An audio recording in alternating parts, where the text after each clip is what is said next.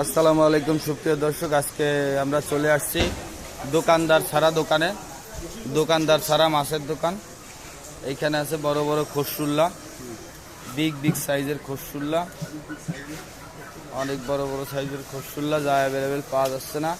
এইখানে কিছু দামি মাছ আছে, নন্দী বাইলে, ডগরা, সেই মাপের মাছ। এইখানে আছে বড় তেলাপিয়া,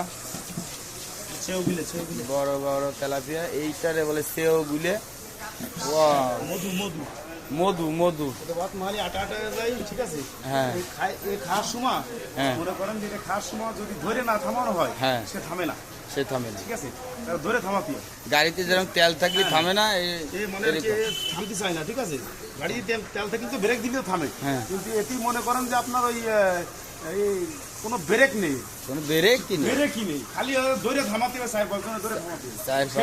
সেই জিনিস। ঠিক আছে, আর এদের আছে শাপলা পাতা। এই জিনিস কোয়ান্তে হয়েছে, এই জিনিস শুধু ওই ইসের থেকে আসছে, মধুমতি নদী থেকে।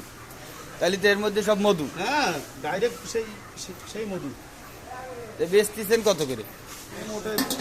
মোটে সেই 50 টাকা পোয়া। মোটে 50 টাকা পোয়া।